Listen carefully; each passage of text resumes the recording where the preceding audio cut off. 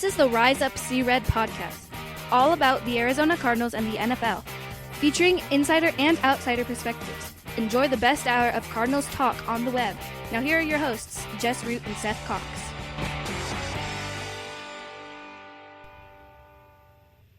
Hello, Arizona Cardinals fans, and welcome to the latest edition of the Rise Up See Red podcast. I'm your host, Jess Root from CardsWire.com, the NFL wire site for the USA Today sports media group family of sites, all about the Arizona Cardinals, of course. And my co-host, as always, is Seth Cox from RevengeOfTheBirds.com, SB Nation's Arizona Cardinals site as well. And this is episode 247 of the show, the best hour of Cardinals talk on the web. And in this edition of the show, we're going to talk about their last game, a 30-27 disappointing loss to the Tampa Bay Buccaneers. We're going to talk about the good and the bad that happened. There's plenty of good, and there's definitely a lot of bad that we're going to talk about. We're going to get into the whole situation with the running back David Johnson, as things just seem to be, I don't know exactly what to call it, but we'll get into that. We'll talk about David Johnson. We'll kind of talk about the whole Vance Joseph situation. Are we in a situation where the team should consider letting go and going a different direction? We've got a couple of scenarios we could play with that if they do.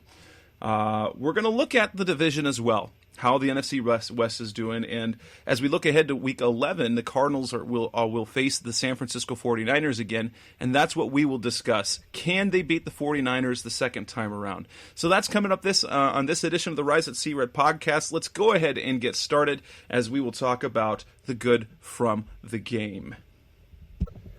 So Seth, what did you like about the game that you saw? What were some of the good things that you saw in the game on Sunday? I think the first thing you talk about is just how good the Cardinals' aerial attack was this week. I mean, the Tampa Bay Bucs defense is really, really bad, so you have to remember that. But at the same time, their ability to spread the field and attack in different ways was so good. It was obviously, I think the best display of the short and long game, kind of what we've been looking forward to for so long. And I think you saw the potential of having a guy like Christian Kirk and then obviously Kyler Murray together for the foreseeable future. That is such an intriguing pairing, and it just makes you excited about the future because it was such a good game from those two, and it looked like there's a lot of nuance to their game and understanding of where each other are and where, Kirk or where Murray needs Kirk to be, and Kirk understands that and is, it's almost like they're already in sync and have that kind of telepathy that you saw from Fitz and Warner. Obviously, it's not at that level yet, and I don't want anybody to think I'm saying that, but it's showing you where it could get to. Right. With the Kirk production, what you love to see, and it also makes you lament the injury he suffered against the Seahawks, because he was on his way. It looked like he was building some sort of rhythm, production-wise, and then he gets hurt, he loses that time, and now he's back. And I think one of the most positive things is, yes, Tampa Bay's defense is bad, especially against the pass, but what they did on multiple occasions was easily exploit mistakes, which is something, guess what? Rookie quarterbacks don't do that all that well. That's something you get out of veterans. If there is a slight mental mistake in coverage, they attack it and they exploit it immediately. Someone like Josh Rosen a year ago often missed throws like that. If there was a busted coverage at all, he either missed it or went with a different direction, didn't see it. Kyler sees these mistakes and attacks and completes them. And it is kind of interesting how you've talked about Christian is he's a great playmaker and a great football player, but not necessarily a great receiver. And you look at the sort of production that he had, and that's the type of thing you sort of expect. It's going to come off of route running. It's going to come off of having the ball in space, but he had a huge game without having to make difficult receptions. Yeah, he was running in open spaces. I mean, the final touchdown catch was phenomenal. I mean, it was his best catch of the day, but it was also arguably Kyler's best throw of the day in a tiny window where the linebacker was able to get his hand on the ball, but it was far enough out where the best the linebacker could do was get a fingertip on the ball. And then, Kirk with the concentration to look it in and make the catch. You can see the development of the duo. And like I said before, I think Kirk's ceiling is kind of this pseudo, high-end 2 receiver that can do a kind of be a gadget guy, but he's also a really good receiver. And he's going to have those really big games where he's going to consistently gain, 1,200 total yards from scrimmage, but he'll have games where he's going to be able to put up, 100, 150 plus yards receiving because he is so multidimensional, and they have to worry about him in different ways, which is going to cause him to get these open runs and one-on-one situations that we saw where he was really able to take advantage with, straight line speed, working against the linebacker. I mean, those are things where he's a good enough receiver at this point where he's going to win those things, and he did that on Sunday. Another positive for me, and it's a positive that's mixed with a negative, and it's just we see once again just the potential of this offense. It's now the 5th time in the last 6 games that they've put up at least 25 points. Now, they've only won 3 of those. So 5 of the last 6 games, they put up at least 25 points. And yet, they put up 27 points, converting only 1 of 10 times on 3rd down, by only scoring 1 touchdown in the red zone. Now, they were helped by a couple of really nice 4th down plays, but my goodness, if they could get some sort of consistency on 3rd down, and they did it without running the ball effectively either. So they were up against the number 1 run defense in the league, and they got roughly what they averaged. I think Tampa Bay was averaging 78 yards allowed, and I think they ended up with 72.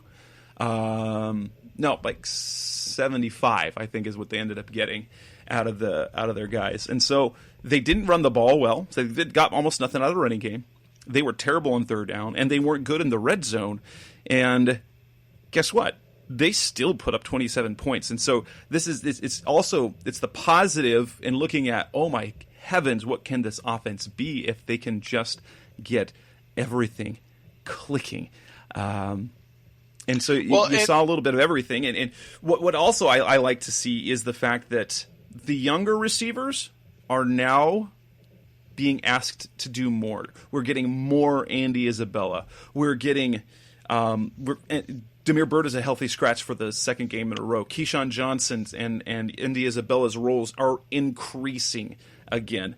So it's good to see that. Well, and I mean, this is obviously talk for a couple months from now, but it's something that I've kind of tweeted about quite a bit. And I think part of the reason you're seeing the growth of that is that you are seeing that the Cardinals are now really investigating what they're going to have to do in the first round of the draft. And so if you're looking at Andy Isabella and Keyshawn Johnson, knowing you have Hakeem Butler coming back next year, you obviously have Christian Kirk already. I mean, they're probably going to bring Fitz back for as long as he wants to continue to play. So when you look at it from that perspective, you're seeing a team that's saying, okay, let's see what we have in these young guys. Let's see what Andy Isabella, what Keyshawn Johnson can do, because that's going to really help define whether or not they're going to say, hey, if we end up with the 7th pick, like, are Jerry Jeudy and CeeDee Lamb the top targets? Or did we see enough from, obviously, like we said, Kirk's growth is great, but are we seeing enough from Andy Isabella? Are we seeing enough from Keyshawn Johnson to say, okay, we don't need to make that our priority. Now we can go to one of the other glaring weaknesses, likely on defense, and really kind of try to find a fit there. And so I think that's another kind of aspect of it where you're seeing solid production and it's great, but it's also this, hey, we need to figure out what we have in these guys, because we need to figure out if we have to address this position in the in the multiple ways in the off season, or if it's going to be, we saw the growth we want, let's move forward with what we have and kind of go from there. Another positive I saw, it's a soft positive, and that's on the defensive side of the ball, because defense was definitely a negative, but there were a couple things that they accomplished. There were things that you should accomplish against the Buccaneers, and one, it's force turnovers and get to Jameis Winston, both of which they did, and that actually turns out to be a frustrating part when you talk about the negatives, is the fact that they got to him. They were able to sack him multiple times. Chandler Jones had a great game. They took the ball away. They had 2 interceptions. Chandler Jones stripped the ball once. They didn't get it back. And then, of course, the Ronald Jones fumble was just something out of hilarity. Just how it just bloop. He just lost the ball. And they were also effective against the run with the running backs. Now, scrambling Jameis Winston was a problem, but there were some positives in the defense in some ways. So against Tampa, you should be able to get to Jameis Winston. They did. You should be able to force turnovers. They did. And you should be able to limit their running game. They did. Everything else was a negative, but other than I saw those initially as positives. Well, and I think you hit it on the head. Those were all positives for the Cardinals. What it ended up happening on those plays or in that way was that you ended up seeing negatives come out of it for the Cardinals, because there were, instead of being positives in the sense of, hey, you forced a turnover, let's go down and score. What you ended up seeing was, the Buccaneers' first drive ended in an interception, and the Cardinals only got a field goal out of it. They were only able to gain, a couple yards. David Johnson had a 4-yard loss on a run, and they ended up, settling for a field goal. On the second interception in the third quarter, you end up not being able to convert that to a touchdown. You end up, and again, you're in Tampa territory. So you get the ball at the Tampa 20, David Johnson runs for a yard and then fumbles immediately on a catch, and he fumbles. And so instead of getting maybe 14 points out of 2 turnovers, or at least 6 points, you end up with only 3 points on 2 turnovers. And then that is the type of thing that kills teams, because this is something we've talked about a lot. The Cardinals are good. They're not good enough to overcome those type of errors or not creating positive outcomes. So on the 3 turnovers they forced, they scored 3 points and ended up turning the ball back over on 2 of those. So that's a incredibly negative way to do things, even though like you said, it's a positive that they finally force turnovers. The two Tampa Bay turnovers in turn, or the two Tampa Bay turnovers that they forced, ended up in 10 Buccaneers points. So that's kind of the difference in the game right there.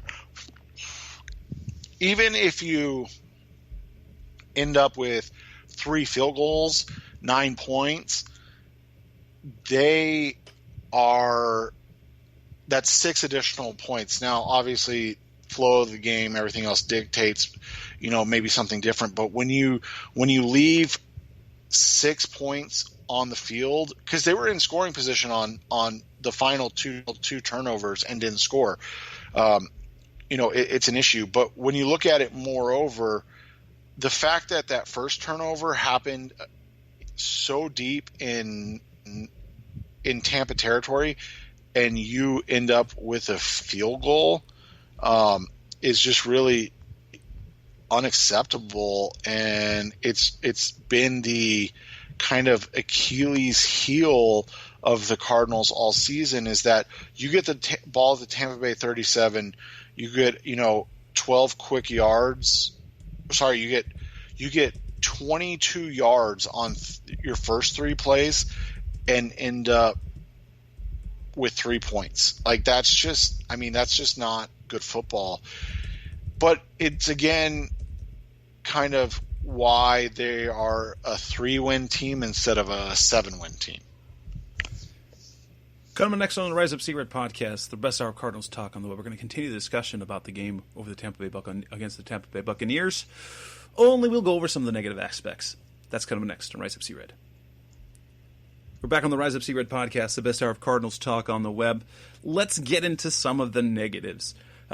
We've already addressed some of those facts. The fact that defensively, for one, they gave up another 30 points. They allowed Jameis Winston to convert on far too many third downs. This is a defense that hasn't allowed fewer than 25 points in any contest this season at all. And so it's just a number of things. They let them convert on 46% of their third downs. They don't take advantage of the things. They get the 2 interceptions. James Winston throws for over 350 yards. It's just one of those things, is that you don't understand how it can happen. And this is where I'm going to turn what I talked about as a positive to negative. And the same thing I actually talk about on offense. So, defensively, they get to Jameis Winston. They force turnovers. And yet somehow they still give up 30 points, over 450 yards of offense. Jameis Winston throws for a bunch of yards. It's one of those things that's just completely baffling. If you do that, if you win the turnover battle and you pressure the quarterback, you shouldn't give up 30 points, right? No, and that goes, back to the issue at hand of you look at kind of the story of the Cardinals season. Force a turnover, start out super positive. I mean, not only did they force a turnover, but think about it. First play, they give up 5 yards. Second play, they get a sack. So now you're in 3rd and 7 and you intercept a pass from Jameis Winston. Okay, we talked about the negative of the offense. You're not able to score. But then the very next series, you come out, you get a bad kickoff. And then, so they start at the 40. And then they are able to march down the field over 7 minutes. And they, and 11 plays, 7-minute drive. I mean, they had them in 3rd and 15. They had them in 3rd and 6. And they weren't able to get a stop on either of those. One of them, was on Patrick Peterson penalty. and then they end up giving up a touchdown. And so it feels like every time the Cardinals offense does something, the Cardinals defense immediately responds by giving up points. So you go to the second possession. I mean, the Cardinals offense, trust me, was not great in the first half or in the first, early in the first half. But they went field goal. So the defense forced an interception after, on the first series. Then they gave up a touchdown and a field goal. So every time the Cardinals would score, the defense would not only give up a long drive, they'd give up points. And that's what's so weird is you look at it.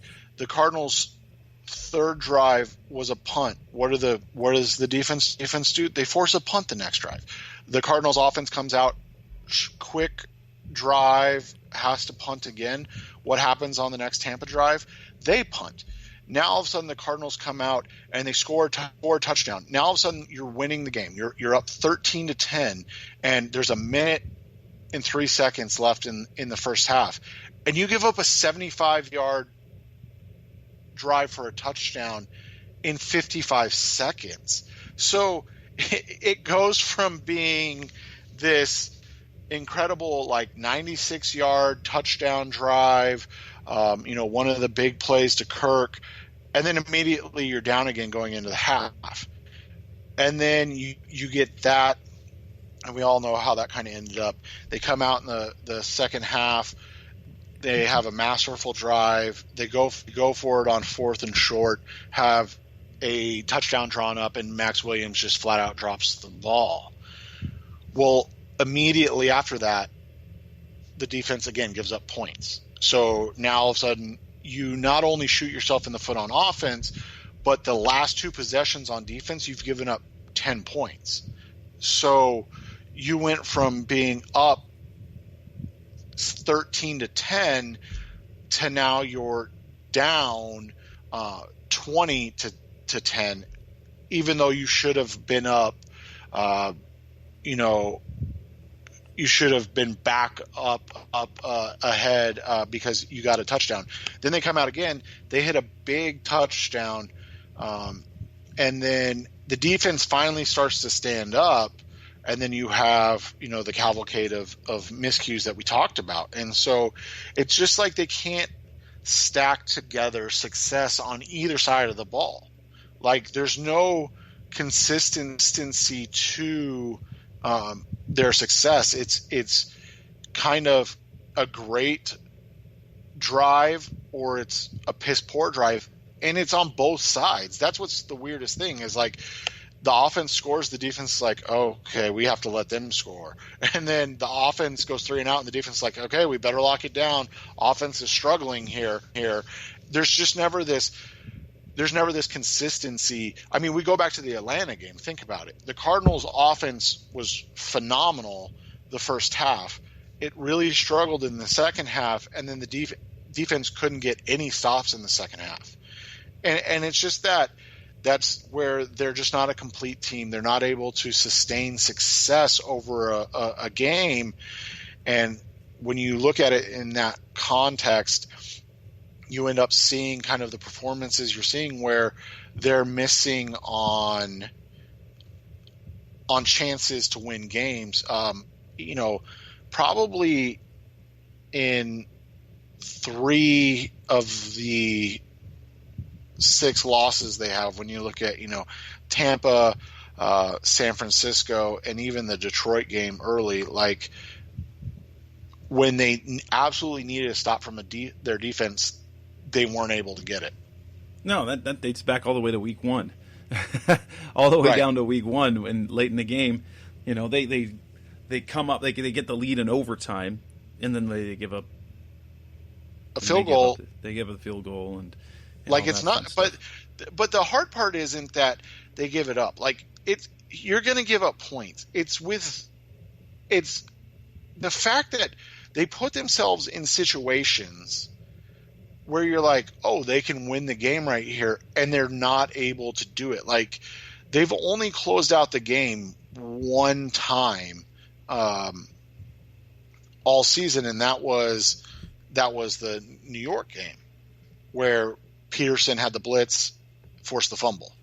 Like the rest of the season, every time it's the defense's turn to finish things, they can't get off the field. I mean, like you said, you go back to that Detroit game, they didn't even get into position to get off the field.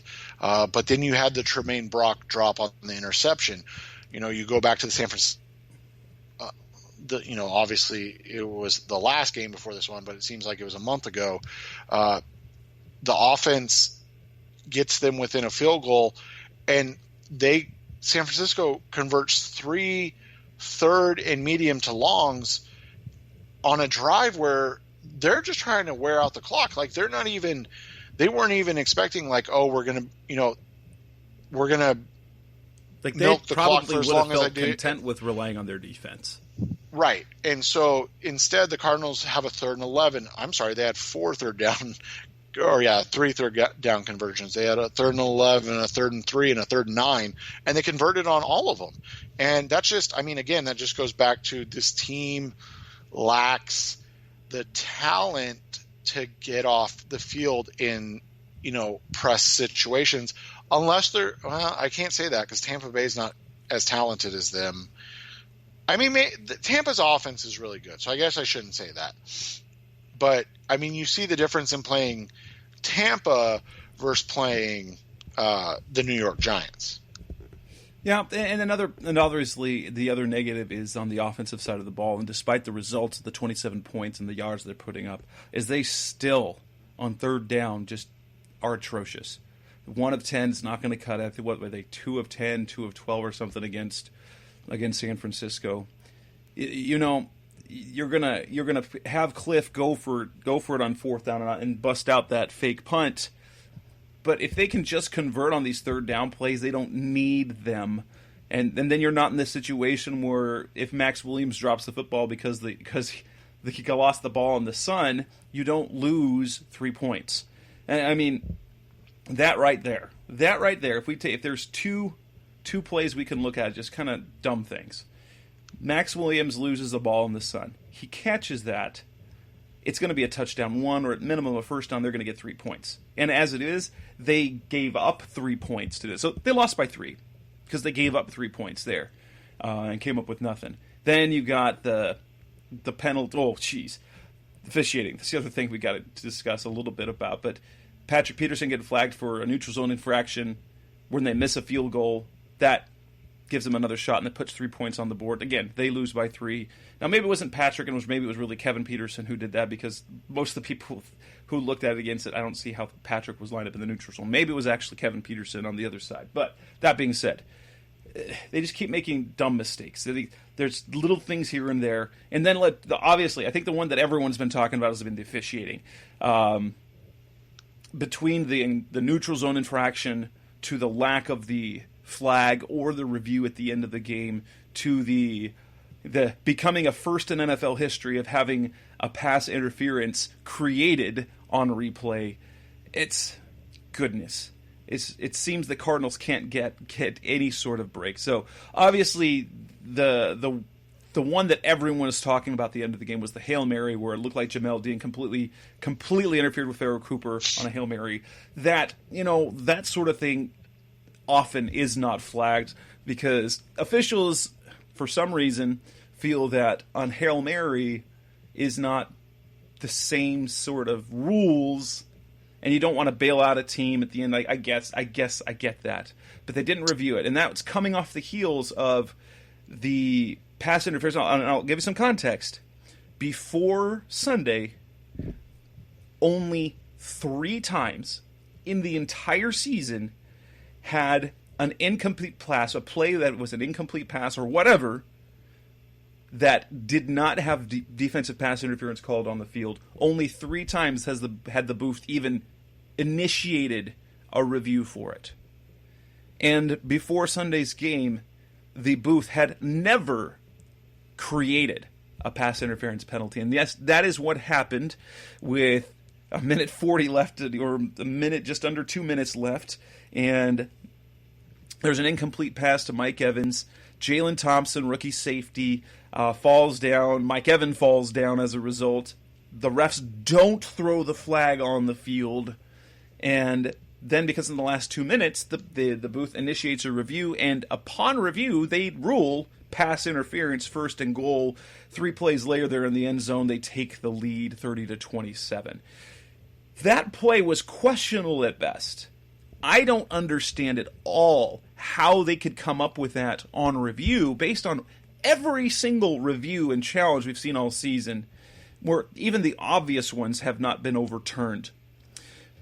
I would understand if they had thrown the flag on the field initially. It was close enough that on the field I could see a scenario in which they threw the flag. I would have been upset, but it would have been understood, because tripping and falling down and getting caught up in the receiver's feet, that's questionable. I don't understand how they could create that flag. And then on top of that, not review the final play when Cliff can't challenge it. That's exactly what that rule was for, was to take something egregious and then not even review it. Now, I don't know. I guess in the context of things, if they've only ever initiated a review 3 times in 9 previous weeks, that it would look odd to initiate a review twice in the same game. But that said, it's just asinine that this rule continues to be a problem over and over again. I'm convinced that this rule will go away, at least for the regular season. I could see a scenario in which, and I think maybe this is the solution. You take away the challenge issue, but you create something in terms of the rules for the postseason when the stakes are much higher, to where if something's called on the field, it doesn't really matter that the booth can initiate a review and overturn something, but it can't be challenged and nothing like that, because this is actually ridiculous. Bruce Arians challenging nonsense, throwing a challenge flag when he can't, and just the amount of time wasted on these challenges, and then to have the Cardinals overturned and create a pass interference penalty, it was just incredibly frustrating. And I'm not one to believe in conspiracy theories. I don't think that there's this great conspiracy against the Cardinals or against Cliff Kingsbury, but it sure makes people feel that way. Like they're just purposely out hosing the Cardinals once again because they've been bad and need to stay bad. Well, and the other thing is, when you do things like that, when you don't, or when you create penalties, as you said, or you do some of the things that you just talked about, and then you don't penalize Bruce Arians for throwing a challenge flag when he doesn't have one, which is a penalty in the NFL. I mean, it's you can't stop the game, you can't delay the game. It's a unsportsmanlike conduct penalty. I can't remember if it's a 5 or 15 if it's a delay game. It's a 15-yard unsportsmanlike penalty. And so Arians had no challenges left, and he threw the challenge flag. And at that point, it's like, wait, you can't do that, so that's 15 yards. But, the difference in a lot of things comes down to the fact that the Cardinals can't allow themselves to be in a situation where they are needing to either worry about a terrible call by the refs to give Mike Evans a pass interference, or on Jalen Thompson, or miss a call on Farrell Cooper. The Cardinals had opportunities in the game that they missed on their own, and when you're a bad team like the Cardinals, plays like the Mike Evans call and then the Farrell Cooper non-call will always outweigh in the minds of fans the fact that your team didn't take advantage of the opportunities they were given, like 2 turnovers inside your own, inside the Tampa Bay, 30, and you have 3 points to show for it. And it's just, a 4th down play where, like you said, you wish you didn't have to call it, but that was one of the most beautiful executed 4th down plays we've seen, and it goes for an incomplete pass. When you have those things happen, it ends up,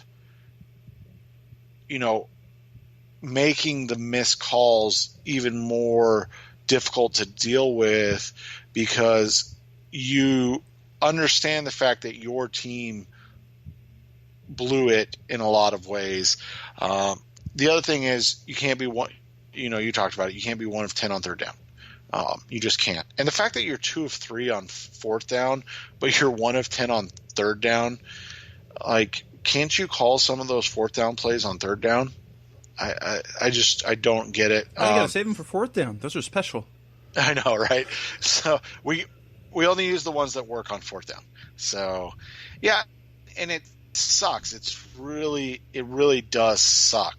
But in the end, the Cardinals shot themselves in the foot just as much as the refs did. I mean, and Jess and I aren't going to argue with fans that want to, say the refs miss calls. They absolutely did. But did it cost the Cardinals the game? I would say no, because the Cardinals had opportunities to win the game anyways, and they just were not able to. And the one final thing that is a point that Dan Bickley made on the air, I think it was on Monday, and it was really interesting, is the downside to analytics and the decisions that Cliff Kingsbury, he's a big in analytics, the Cardinals are big in analytics now, is that analytics do not take into consideration the talent on the field necessarily. So, right. The analytics will say, go for it on 4th down, and there's a beautifully designed play, a perfectly executed throw, and then you got Max Williams dropping it. Or there's a play on 3rd down, and you're throwing the ball to Trent Sherfield, who trips and falls, and the ball ends up getting intercepted. Analytics can't make up for that. And so there is a little balance there. If you're asking guys in the most critical moments, in the biggest plays in the game, and you're not going to your ballers, your gamers, that's something to look at kind of moving forward. You've got to get guys like Christian Kirk and Larry Fitzgerald, and it should be like David Johnson, but that's coming up next on Rise FC Red. Or actually, coming up next on Rise FC, we're going to talk about what in the world is going on with David Johnson. That's coming up next on the best hour of Cardinals talk on the web. We're back on the Rise FC Red podcast, the best hour of Cardinals talk on the web. And David Johnson continues to have this puzzling season where he has been, in some ways, when he's played, pretty effective, and yet still drawing the ire of fans. He's been injured, and then he comes back, and his play against Tampa was something just awful, and now he found himself on the bench, and we don't know what that role is going to be moving forward, because it feels like Cliff Kingsbury has lost some faith in Johnson, who was supposed to be their offensive star this year.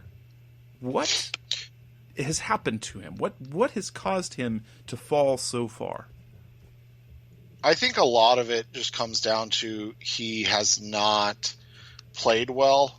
We've talked about it quite a bit on this show, but he doesn't have the juice in his legs that he had once before as a runner. He looks hesitant. He looks, almost, I hate to say scared, because I don't think he's scared, but he doesn't look like he's running hard. And I'm not accusing him of not playing hard or anything like that. It's just, that's what it looks like. So when you look at it from that perspective, he's just a guy that doesn't make, hard decisions. He doesn't run hard. And if he's not creating those matchup nightmares as a receiver, then he isn't really a guy that you can have on the field because he's not running well enough to justify continuing to put him out there. So all of that kind of has weighed into this guy who has become very one-dimensional and a guy that the Cardinal can't rely on because he's just not consistent enough of a player right now for the team to even really have out there. What I found interesting is among the struggles, it seems that he's being used less and less as a receiver. Now, if we look at the way he was used, at the beginning of the game, it was kind of fun to see that they had both Drake and Johnson in the game at the same time, but one was split out. They were both in the backfield. At one point, there was this one play where Kyler was in the shotgun, and he had both running backs to his left. Johnson ran as a lead blocker on a handoff and run to the right, and Drake ran behind him. But what I didn't see was much of Johnson being flexed out, and it's almost like they've forgotten, in some ways, what they were having success with him early on in the season. His usage, and I will point to this again and again, while Johnson has not been good running the football, if you look at his effective games, he's had 3 solid games in running the football, probably 2 or 3. And in each one of those games, he was productive and good. Wasn't great, but he was a productive running back when he got 15 or more carries. When he's getting the touches. If you're giving him 5 touches a game in the running game, he doesn't get into a rhythm. And that part of that's, I guess that's his fault. Now, Arians protected him that rookie year. They eased him along, gave him just bits and pieces until he was comfortable. And then 2016, he was on fire. Since then, we really haven't seen that on fire because he was hurt all 2017. 2018, he didn't look explosive, but there was so much other crap going on with that scheme that he was running into piles inside. Now, he didn't have nearly the negative plays that he did in 2016, but he also didn't break out, and that's kind of been the case this year as well. So I see it as a number of things. I believe Cliff Kingsbury when he protects him and with the comments that he says he's got to get his legs under him, and he's been dealing with some nagging injuries, and that is all true. If his legs aren't fully under him yet, and with the time that he's had off with the back in practice, and let's not forget that he really has. It wasn't until this last week he had really a full week of practice, and it was the first time he had a full week of practice in a while, and so he's not getting all the reps. He's in a new offensive system, and more than anything, rather than challenging that there's been diminished skills physically, what I see is a player who is uncertain about certain things and is not playing with the same reckless abandon, in part simply because it's still sort of a new offensive. And that's not an excuse at this point of the season. He should know what he's supposed to do because this is when rookies start to shine. But, he's had 3 different offensive systems in 3 years, and so with the time off, he hasn't been able to rep it. I can see some of the issues, but now he fumbles the ball, and it appears that he has lost the trust of his coach, and that's going to be tough to overcome. We're going to have to find out what type of character he has as a football player. I'm not saying that he's loafing out there or that he took the money and was running, or even that he's scared of getting hurt, but he has been one who's always been encouraged, and there's been an inherent trust that he's going to do it, and he's been given the ball a lot. How is he going to do with limited touches? Is he going to rise and shine the way Chase Edmonds has done with limited opportunities and prove he deserves more? Or is he going to continue to diminish into a shell of himself? And as a result, guess what?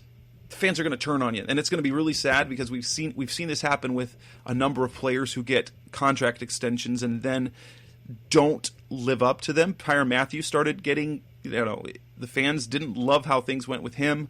Patrick Peterson, we're starting to see it in the last couple of years.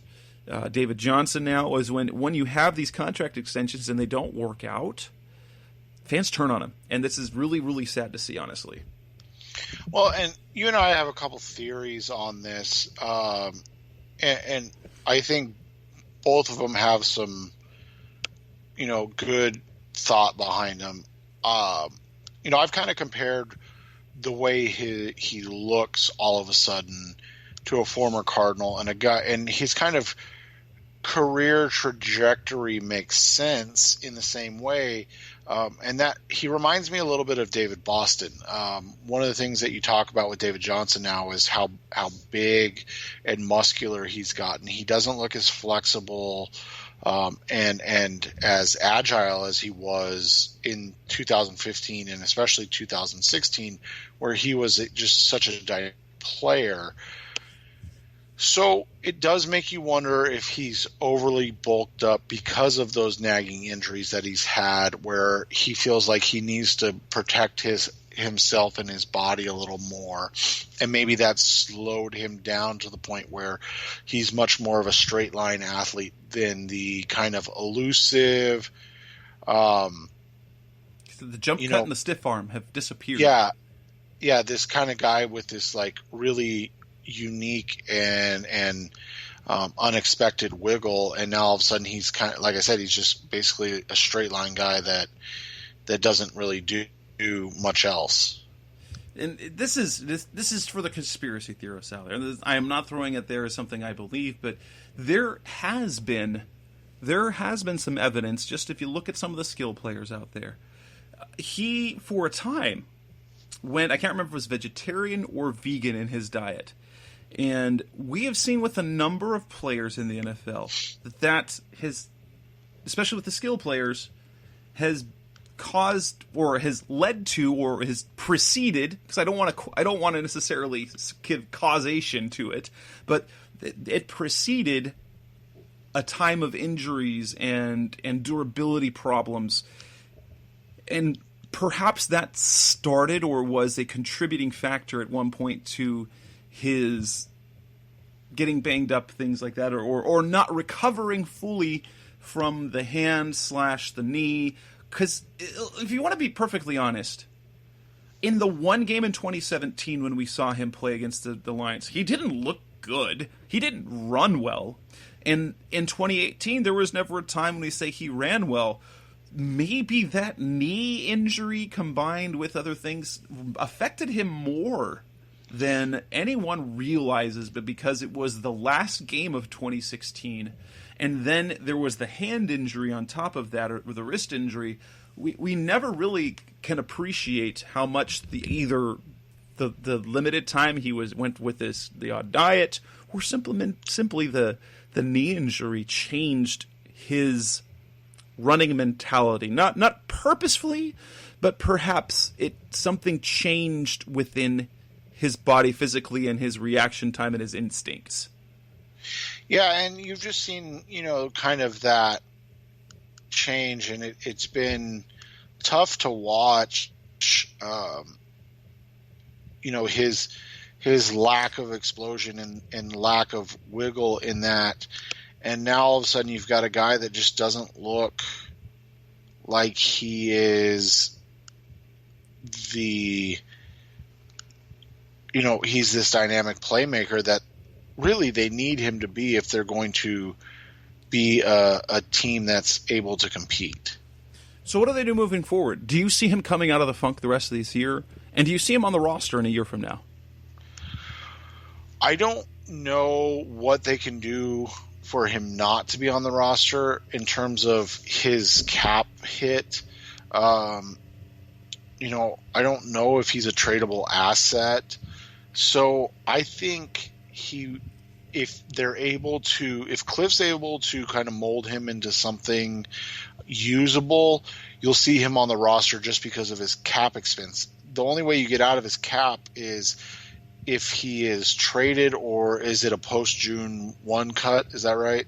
Yeah, you can do that way, and that'll limit some of that. But a cut at all is going to be very damaging. It really,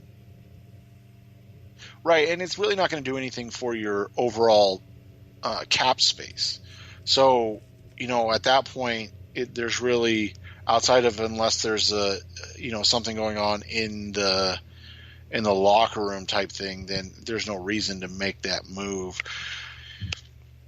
I look at it and I just think he's a guy that, unless they can get, a a 6-game run over the next, the last 6 games of the season of productivity, he's going to be a guy that's on this roster next year, and that's really all you can expect. Coming up next on the Rise FC Red podcast, we're going to pose kind of a hypothetical about the defensive coordinator. Should Vance Joseph be replaced? And if so, we're going to give you a couple of scenarios that to think about. That's coming up next on Rise FC Red. We're back on the Rise FC Red podcast, the best hour of Cardinals talk on the web. And the defense has performed poorly this year, to say the least.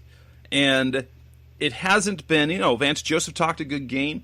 They wanted to get back to being a top 10 defense. They wanted to be a man press attacking 3-4 defense. And they are a 3-4 defense. They're just no good. We could look at it, and the question is, should they and will they? Do you see a scenario in which they will replace Vance Joseph, and should they replace him and go in a different direction again for the 3rd year in a row? Well, adding another defensive coordinator in as many seasons. It makes it difficult to have success with constant turnover. Jim Trotter, that's the NFL writer, right? Correct? Yes, for ESPN. He wrote a really good article the other day on Dennis Allen out of New Orleans, and how when you go through the Saints defense the last several years, it started off extremely bad for Allen, and in 2015 Allen was the defensive coordinator for that group, and they were at the bottom in virtually every category defensively, and it didn't really improve immediately. So in 2015 they were 32 in terms of points against, giving up just under 30 points a game, 29.8. They were 31 against the pass in terms of yards, 32 in terms of touchdown. They were 31st in yards given up rushing, 32 in yards average per rush. They gave up the most first downs in the NFL, and they gave up the second most yards in the NFL. So, that's 2015. 2016, 31st in scoring, but they dropped it from 29.8 to 28.4. Still 32nd in yards passing, but they dropped the touchdowns to 20th, and then they dropped the yards rushing to 14th. And then, things like first down, they dropped from 32nd to 27th, and they dropped from 31st in yards to 27th in yards. And then you started to see the turnaround. They were 10th in 2017 in points. They had a slight hiccup last year where they were 14th in points, but they were better, especially against the run. They were number 2 in the league against the run last year. They finished in the top half of turnovers forced, and then this season, they're 11th in points, and they are, 5th in yards against the rush and 10th in yards against the pass. So all of a sudden they're turning it around. Now, I'll be said, Dan was successful before getting to New Orleans. As a defensive coordinator, he was good in 2011 in Denver, and then he got the Oakland job, and he was a head coach in Oakland. His defense is progressively worse, but it's Oakland. Their talent wasn't exactly great from 2012 to 2014, and so you've seen growth at that rate. The question, and the other thing is, and this kind of gets lost in the Dennis Allen thing, is that he had a history with the Saints and Sean Payton. So, he was the defensive assistant there before getting the DC job in Denver. So there's a little bit of backstory to Allen's ascension and the Saints being willing to give him time. Vance Joseph hasn't had the success Allen has had. He doesn't have the history with the Cardinals that Allen has with the Saints, obviously. So then all of a sudden it becomes this question of, is this a guy that can be successful as a defensive coordinator? You look at his defense in Miami. We've talked about this before, but they were 29th in yards, which isn't great, 18th in points. He got the head coaching job in Denver. His was third and second in points. Then it got progressively worse every season in both categories. Now, he's in Arizona, and that defense is kind of right around the bottom of the league in nearly all categories. So the question becomes, is he a guy you're willing to give a longevity and a chance to work things out to? That goes kind of game by game for me.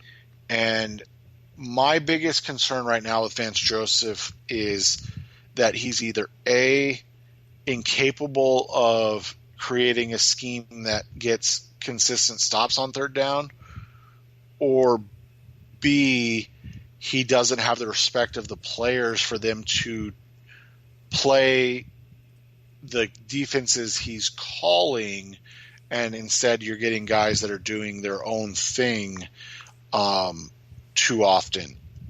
And neither of those are good for what you would call, the kind of a guy that you want to hang on to in that instance. So for me, it comes down to this. Will they get rid of? I don't think so. I don't think they want to have that sort of turnover again. And I think things would have to go very poorly. I wonder if going into this season, they understood the limitations they might have defensively. They talked about returning to a top 10 defense. It's going to be interesting to see how that moves forward, because and how bought in was Cliff with Vance Joseph to begin with. Was he a Keim guy? Was he more a Cliff guy? And does he believe in the defensive scheme? Because it seems that Cliff is kind of hands off with the defense. And he kind of just lets Vance handle that on his own. And so maybe he doesn't have any particular care for that. So let's say he does. I'm not one. I'm big on giving them giving a chance for continuity, especially when we know we know that defensively there's some issues with the talent up front. They're piecing it together with the young players. They're not getting, next to Jordan Hicks, the linebacker position. We've got Jordan Hicks and Chandler Jones, and the other linebackers have been cornerback's been rough, safety's been rough. Defensive line is, you're just guys, so you're not getting the talent there. And if you believe that you are short on talent and that if you believe in the scheme, by all means, bring in the talent and let him show that he can do it. Because as we know, based on what we're seeing offensively, this team does not have to be great defensively. They just need to be okay. Yeah, and I was reading an article that if the Cardinals had just a top 20 defense, so they moved from 31 to 20, they're 7-3 right now. Jeez. So that's the thing that you look at, and you and I have said this recently. Vance has all the excuses in the world, and rightfully so. No Patrick Peterson or Robert Alford, so you're starting Tremaine Brock, who is at best a cornerback 3, likely a cornerback 4 on a good team. Byron Murphy's a rookie, and then Chris Jones was an undrafted rookie. They picked up Kevin Peterson. He's kind of been now their second or third best guy. DJ Swearinger was a bust. Hassan Reddick's been a bust. Zach Darius Allen. Philon. Zach Allen's been hurt. Darius Philon was, cut before the season started. So two of the main guys you were expecting to be, keys on your defensive line are gone. So, yeah, I mean,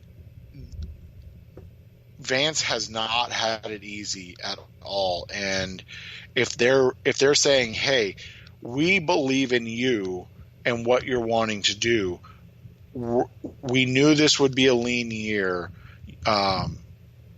Prove us right this year, and show us an improvement from 31 to 21 or 20. Okay, and then you're going to see it. But if you're 31 and then you bring him back and he's 31 again, or 28, that's not a big enough improvement to justify keeping him around for another season. So let's say they do decide to replace him. We have a pair of guys to consider. And I want you to share yours first because it kind of goes against kind of the whole thing that they went through. The Cardinals were dead set on returning to a 3-4. Give me your thought on a potential defensive coordinator replacement for Vance Joseph, depending on how firings go at the end of the season. Give your case as to why, and then I'll give another guy that probably fans would find more palatable and probably more likely, even though he doesn't have the experience. He's not a former head coach. We'll just say that. Yeah, and so you kind of look at who could be fired and what would open up. And one of the guys that kind of jumps out at me is Dan Quinn from Atlanta. Now, I get that Atlanta's defense hasn't been what everybody had hoped it would be, but you look at what I'm any team that's got that did a nice job, especially in that Super Bowl run, and then the year to follow up where they didn't make it to the Super Bowl, but they lost in the divisional round to the Eagles. I think that was the year the Eagles won the Super Bowl, in fact.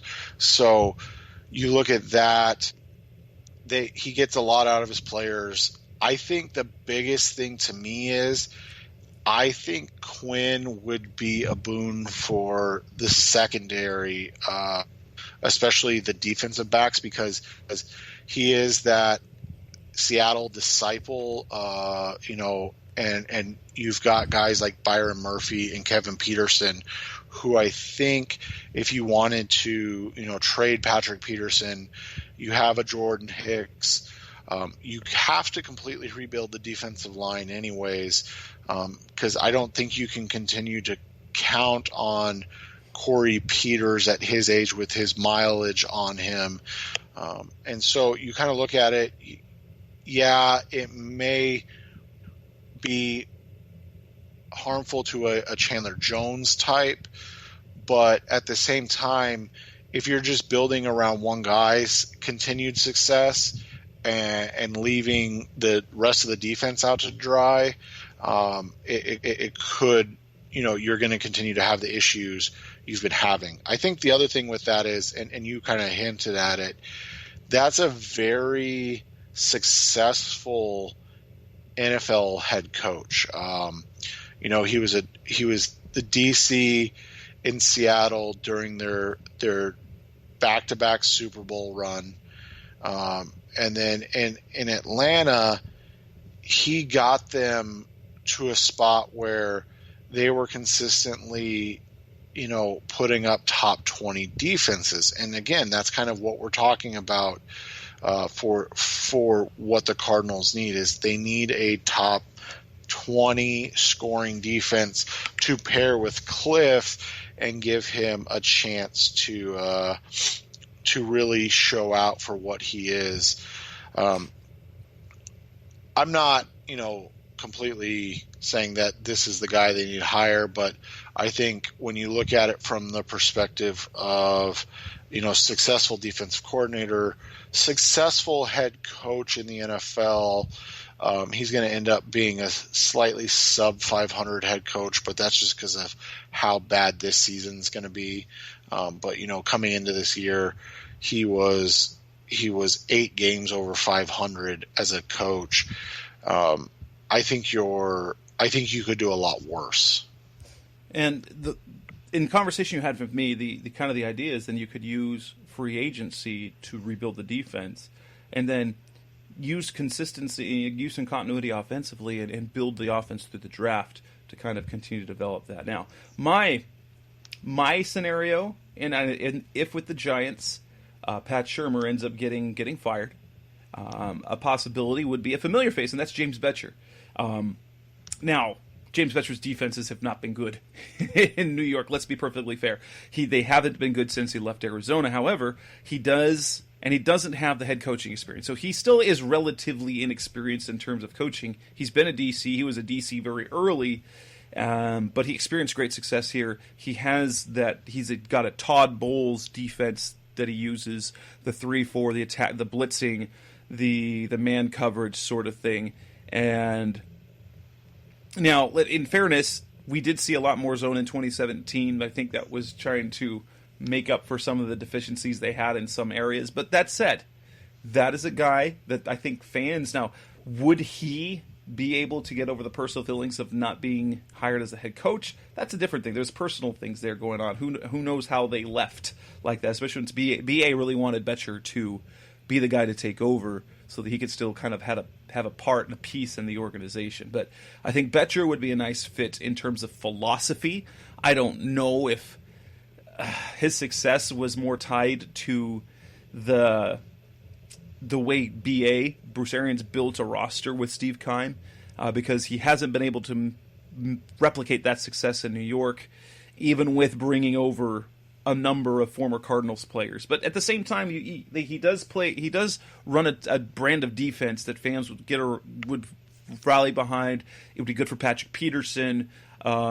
Honestly, if you still kept Hassan Reddick, you might be able to do something with him like he was able to do with Dale Buchanan. Yeah, and that's the thing is you have to, obviously they took a huge chance with Cliff Kingsbury anyways, so you have to ask or be willing to, again, take another chance. Are you willing to have a incredibly young coaching staff where there's not a lot of experience?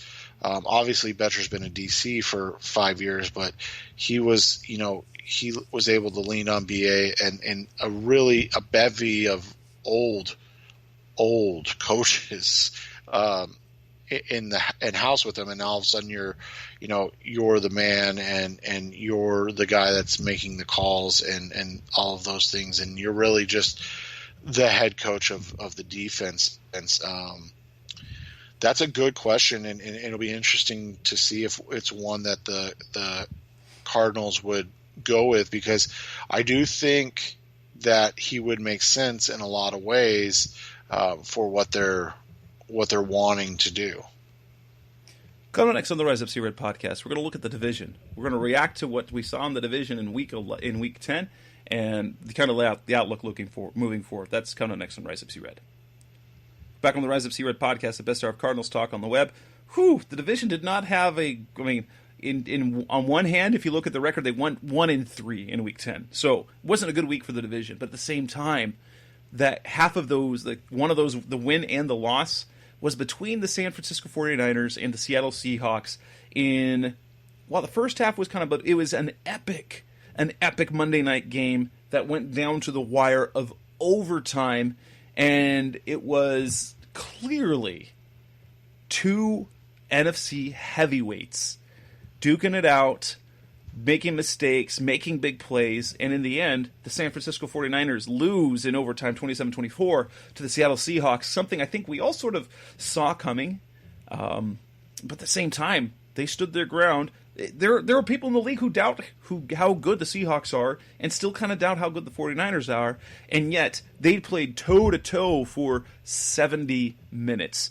At least looking at these two teams, I don't think there's any doubt that these are a step head and shoulders above the Rams, and they're just in a completely different stratosphere when it comes to the Cardinals right now.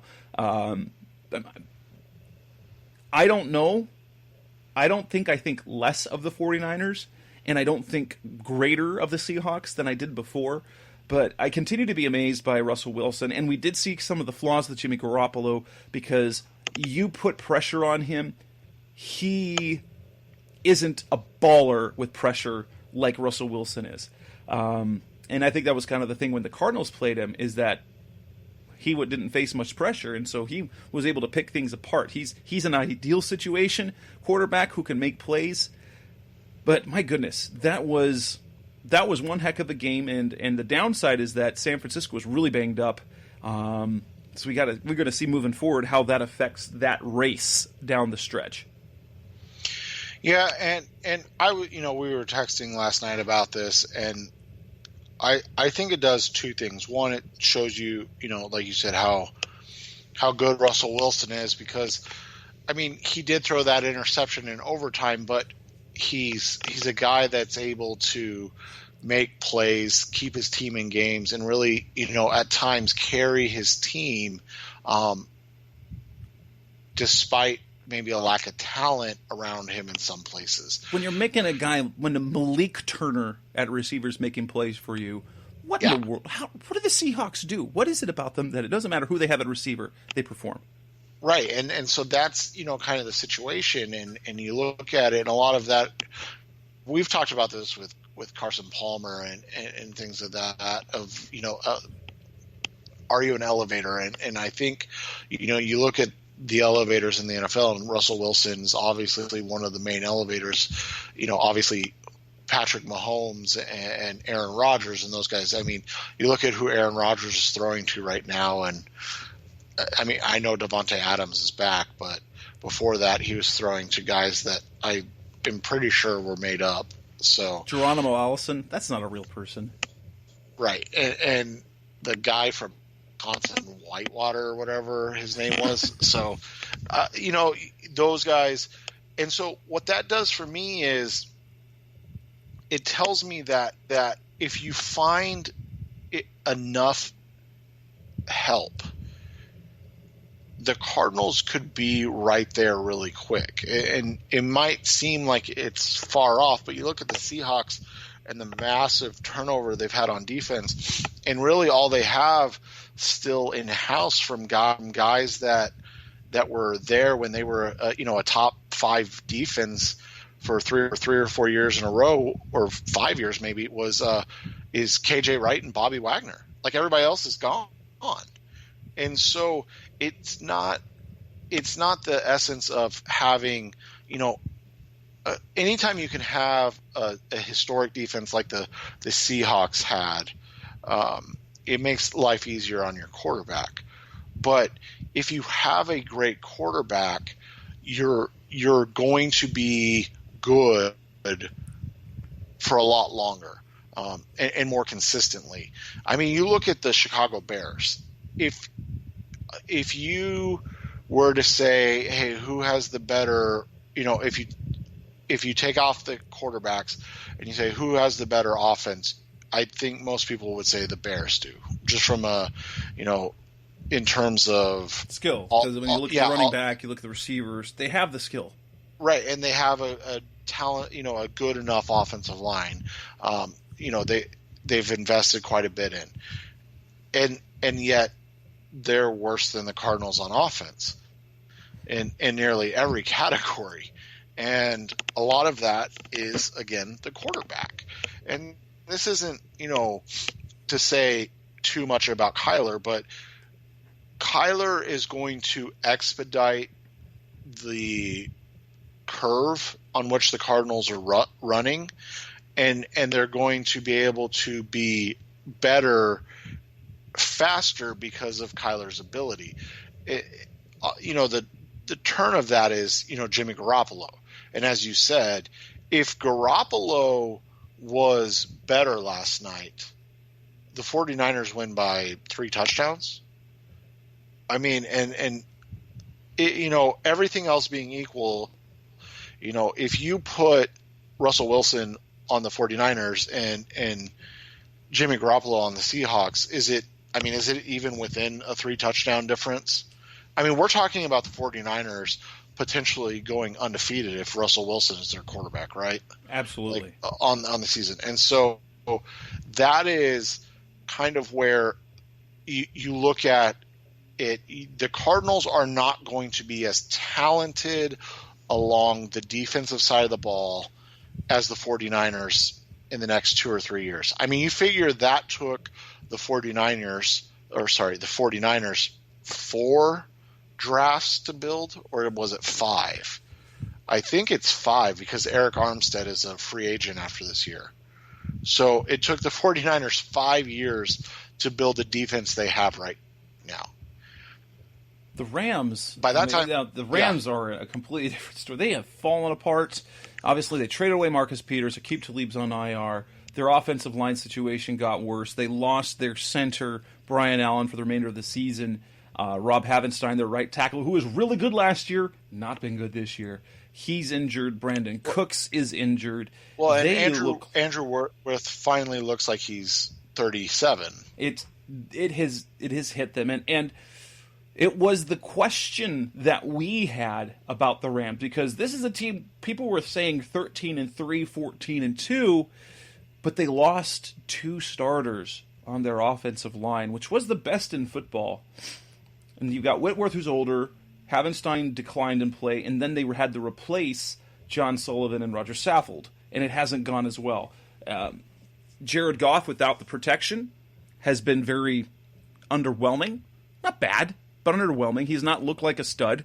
Todd Gurley's play declined, and it has happened in a hurry. They are it looks like, unless they get things righted quickly, they are going to hover around Jeff Fisher level record. And Sean McVay has gone from being, a genius to just a guy. And moving forward as well, it's something to watch. Seattle seems to be. They are playing away. They're playing in close games every single week. They are battle-tested and mentally tough.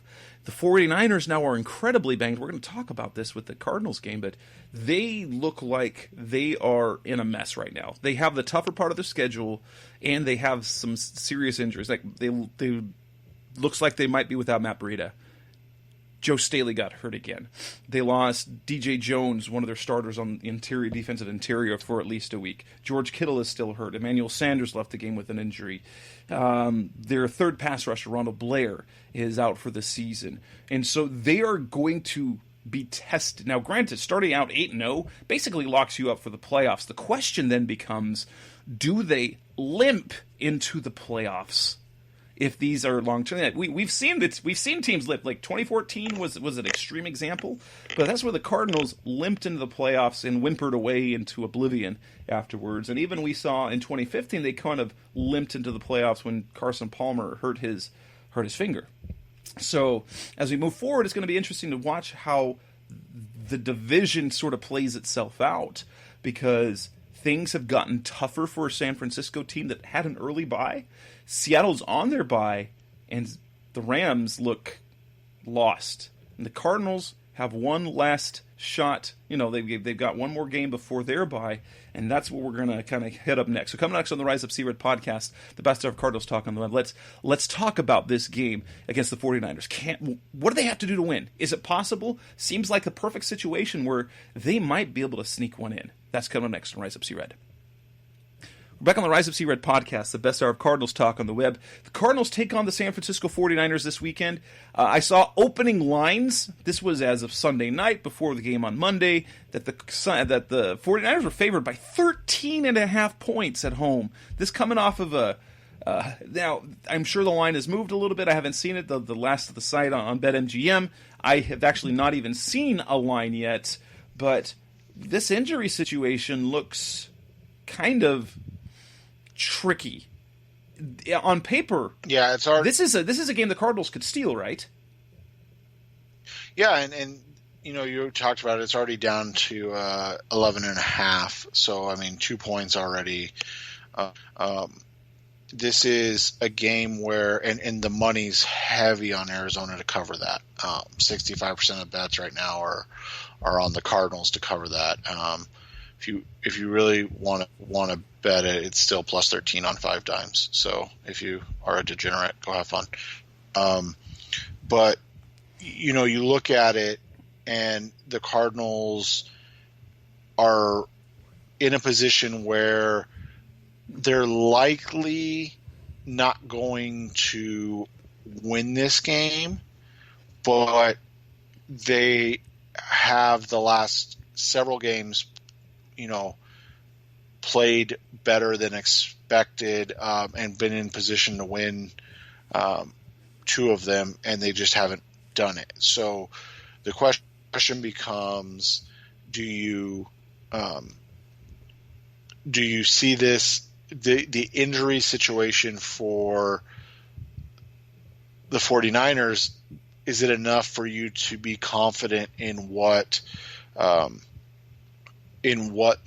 Cardinals have been doing, and can they go on the road and pull one out in San Francisco?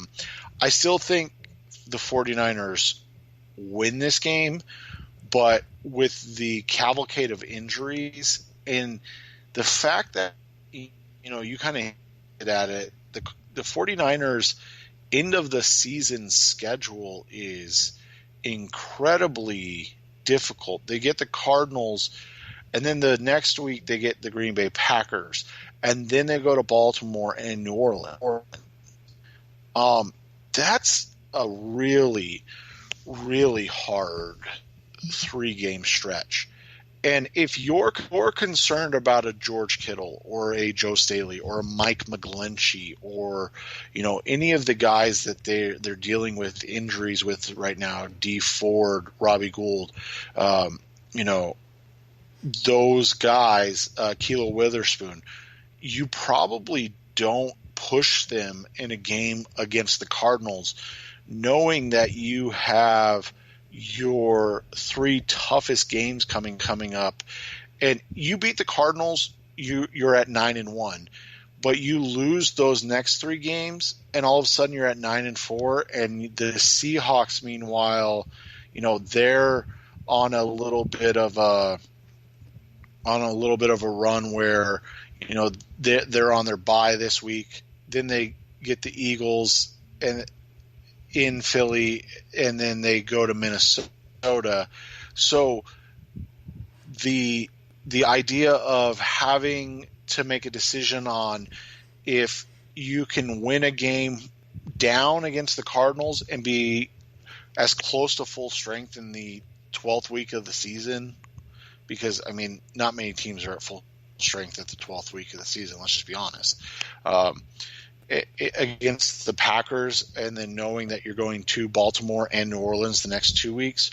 Or do you want to guarantee a win against a bad team and maybe know that you might lose 2 of 3 against that Packers, Ravens, Saints lineup, and then you feel comfortable finding 2 more wins on your last 3 games where you close out with the Falcons, Rams, and Seahawks? It's going to be really fascinating, because to me, I think you have to go in, if you're the 49ers, I think you have to go in with the idea of, we have to win the Green Bay game, because that's a team that's competing with us for the 1 seed. And we have to beat New Orleans, because that's a team competing with us for the 1 seed. You can't go in less than, as close to full strength as possible at that time of year. And the fact that the Green Bay game's at home, and then the New Orleans game's on the road after an on the road game against the Baltimore Ravens, I get the idea of winning the game that's in front of you, but looking ahead, you really want to be healthy if you're the 49ers for that 3-game stretch, because things could get really out of hand quickly. And I think it's a possibility that the Cardinals can pull this out. I'm not going to predict it. I'm going to predict this will be a close game that probably isn't super well played. But if we're looking ahead, if we're looking at kind of the best case scenario for the Cardinals against who they play, who killed them, who gave them troubles? George Kittle, Emmanuel Sanders offensively. If they're both out and Matt Breida's out, that makes them pretty one-dimensional. You can key on Tevin Coleman, and then their receivers are underwhelming after that. Without Quan Alexander on that defense, when he left the game against the Cardinals, that's when they started moving the ball. And so it gives you a little bit of hope. And the Cardinals now, there's a little level of pride that I'm sure that San Francisco will be playing with, because the Cardinals are the only team to experience even a little bit of offensive success. They're the only team that they didn't take the ball away. They're the only team that they didn't hold under that went over 20 points. They're the only team that's gone over 350 yards against them. And so they're going to be playing proud. They're going to be playing for pride in front of their home field against the team that they'd really kind of like to squish. That said, if they're down enough players, I could see the Cardinals stealing a game. But they're going to have to take advantage defensively. They can't. I mean, Patrick Peterson, I'm going to guess, probably doesn't play this week unless Tremaine Brock is unable to, and then they might need Patrick to play. And if that's the case, then you just don't give up any. You can't give up. Let Dante Pettis go crazy on you, or Deebo Samuel go crazy. And he's had a pretty good year, but you can't let them be the ones to beat you. You can't if you're missing Matt Breida, George Kittle, and Emmanuel Sanders, who are their three best offensive weapons. You can't give up 30 points. Yeah, and that's the biggest thing, is this is a team that hasn't been able to take advantage when there's advantages to be taken. And so the Cardinals need to find a way to if they have an opportunity to steal a game, they need to find a way to take advantage of that, because if they don't, it's going to be a long bye week when you go in with a 4-game losing streak. I mean, a long bye week where there's a lot of conversations about the defense and the play. You said, David Johnson, Patrick Peterson. So that's, I think, to me, if you crap the bed, or if you don't, get a stop or fall short if you play a competitive game and lose, that's one thing. But the way that they've lost the last 2 games has definitely left a bad taste in everybody's mouth. Wouldn't you agree? Yeah, I would agree. That said, what do you predict? I'm going to predict 28-27 49ers in this game. Yeah, I think it's going to be close. I think they're going to be missing players, and I still think that they're going to pull it off. Yeah, and I agree with that. Something like you're going to see a game like we did in Arizona. It's going to be, 30-27 where, or 30-28 where the 49ers are able to kind of pull it out at the end because they just have a little bit more talent. And with that, we will wrap up this edition of the Rise Up Sea Red podcast, the best hour of Cardinals talk on the web. We'll be back in a week. We will talk about the win or loss, whatever happens in San Francisco, and head into the bye week. That's Seth Cox. I'm Jess Root. Thanks for listening. We'll be back next week. Make sure to follow us on all the ways that you can get the podcast. You can find us on everything. Make sure to give us a 5-star rating if you like what you hear. And tell your friends. Go Cardinals. Talk to you next week. Thanks for listening to the latest edition of the Rise Up Sea Red podcast. Listen to previous episodes and subscribe to the show on Apple Podcasts, Stitcher Radio, Audioboom, or many other podcast platforms so shows are delivered directly to your mobile device. Please give the show a 5-star rating and always support the sponsors who support the show. We'll be back soon for the best hour of Cardinals talk on the web. Rise up, Red Sea, be Red Sea Red, and of course, Rise Up Sea Red.